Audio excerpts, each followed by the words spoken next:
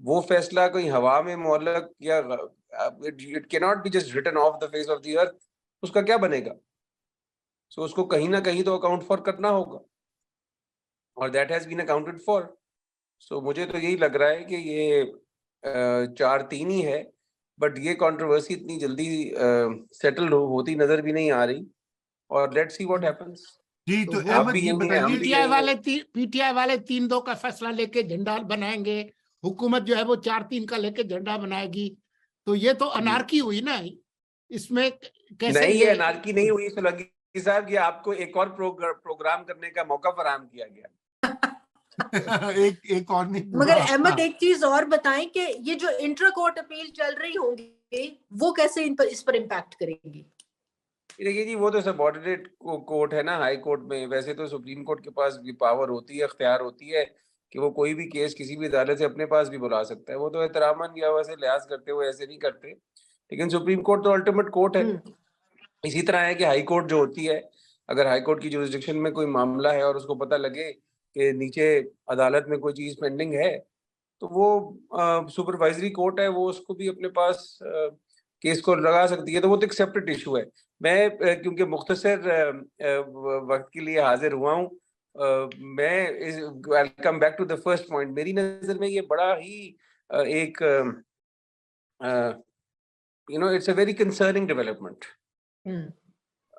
और ठीक है, हम सब लोग कहते हैं कि डिसेंट अच्छी चीज है, डिसेंट होना चाहिए, डिसेंट से ही नए सॉल्यूशंस मिलते हैं, लेकिन डिसेंट के भी कुछ मेरे ख्याल में आदाब है ना कि कोई एक दायरे में रहते हुए डिसेंट होना चाहिए। तो अब ये बड़ा वाज़ेह है कि 4 जज साहिबान ने तो ये पिटिशंस को मेंटेनेबल नहीं समझा। तो क्या ये फ्लेक्सिबिलिटी होनी चाहिए पावर ऑफ फिक्सेशन के अंदर, कि अगर 2 जज साहिबान का फैसला जो है मुख्तलिफ है तो उसको नजरअंदाज ही कर दिया जाए? मेरी राय में तो that decision can not just vanish from the face of the earth, like I said. तो अभी एक और बात करता हूँ। अभी एक और भी बड़ा, मैं अभी आई वाज जस्ट नोटिसिंग कि ये फिक्सेशन के हवाले से अभी बेंच नंबर 2 का एक और फैसला अभी अपलोड हुआ है। वो आपकी नजर से गालिबन गुजरा है या नहीं मुझे नहीं मालूम। नहीं, हमारी कम से कम मैंने नहीं बताइए। ये जो था ना मामला, जब ये बेंचेस रिकॉन्स्टिट्यूट हुए और आपने देखा कि एक दिन बेंच नंबर 2 फिर होल्ड नहीं किया, जो सीनियर प्यूनी जज है उन्होंने, तो वो याया अफरीदी साहब का और काजी फैज़ साहब का अभी फैसला मैं देख रहा था आया है फिक्सेशन पावर्स के ऊपर।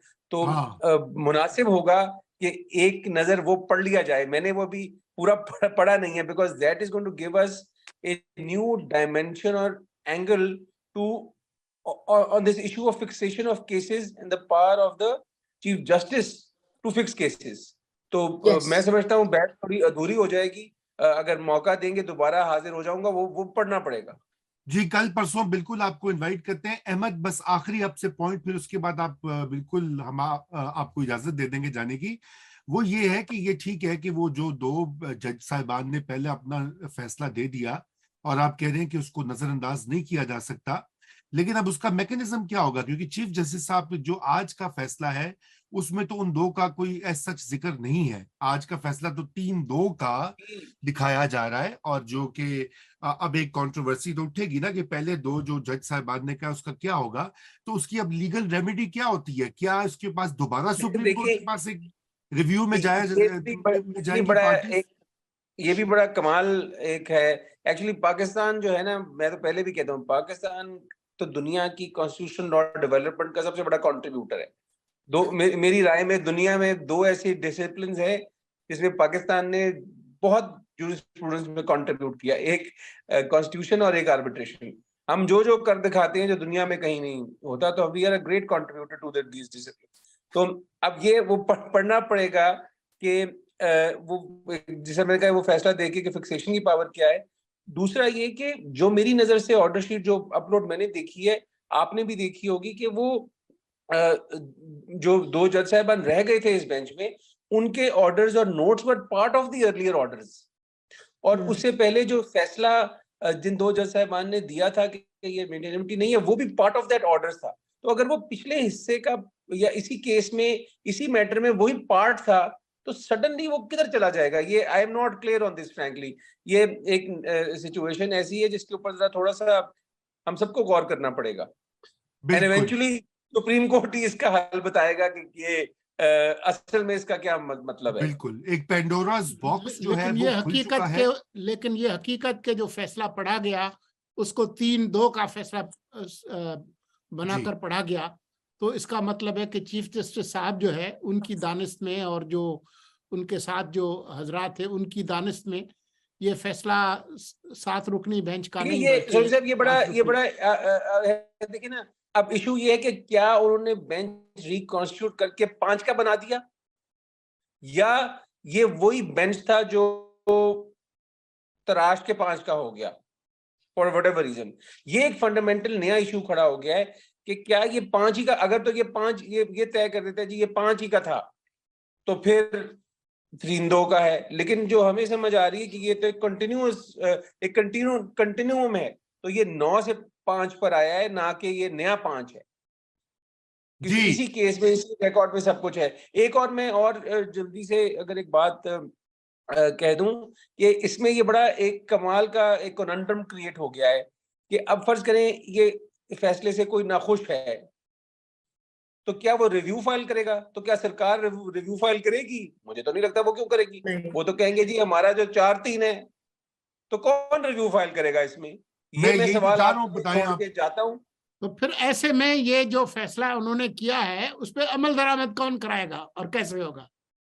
ये जो 90 दिनों का, अब एक पॉसिबिलिटी ये है कि इस पे अगर अमल दरामद हो गया, तो फिर जिस इलेक्शन होगा नहीं होगा तो उसके ऊपर जो अफेक्टेड होगा वो पिटीशन करेगा। अगर इस पे अमल दरामद ना हुआ तो उससे जो अफेक्टेड है वो एक नई पिटीशन करेगा और ये मामला उसमें जाएगा। क्योंकि अब या ये रिव्यू में कंसिडर होगा या कोई एक नया केस आएगा जिसमें ये फिर इशू खड़ा होगा। So life goes on. I would request कि आप मुझे इजाजत दें, unless जी आपको इजाजत है। वैसे लाइफ गोज ऑन नहीं, आप माशाल्लाह वुकला का कारोबार गोज ऑन, ठीक है ना। नई पिटिशनें जो होंगी उसमें वकील भर्ती होंगे, फीसें दी जाएंगी। You are doing programs, नया दौर is flying high, हम तो pillar to post लगे हुए हैं। मुझे तो लग रहा है you are behind this all of this। आपने कहा हमारा काम चलता रहेगा, मटीरियल मिलता रहेगा। जी अहमद पंसोता साहब, शुक्रिया हमें ज्वाइन करने के लिए। मेरे ख्याल से ये आज का फैसला जो है बहुत अहम एक संगे मील साबित होगा आइंदा जो सियासी मंजरनामा हो रहा है। तो उसमें सबसे पहले तो आप ये बताइए कि जो सुप्रीम कोर्ट का ये आज का जो फैसला है इसके बारे में आपकी क्या राय है, और फिर मैं आपसे मजीद 2-3 नुक्ते ऐसे हैं जो कि इस फैसले के ऊपर जो डिवीजन दिखाई दे रही थी सुप्रीम कोर्ट के उसके हवाले से हम बात करेंगे। सबसे पहले तो ये बताइए कि आप क्या समझते हैं कि सुप्रीम कोर्ट का फैसला जो है वो जो है 90 दिन के अंदर इंतखाबात करवाने वाला जो मामला है वो अब सेटल हो गया है? जी, मैं तो समझता हूँ जी कि supreme court has merely stated the obvious, जो कि कॉन्स्टिट्यूशन के अंदर बड़ा क्लियरली लिखा हुआ है 90 डेज की बात। उसी के ऊपर मजीद डिबेट थी, लेकिन प्रॉब्लम ये था कि हमारी पॉलिटिकल फोर्सेस, और बड़ा अनफॉर्चुनेट है हमारे लिए कि हमारी पॉलिटिकल फोर्सेस तैयार नहीं थी किसी इशू को पार्लियामेंट के अंदर या with in themselves, among themselves उसको रिजॉल्व करने के लिए।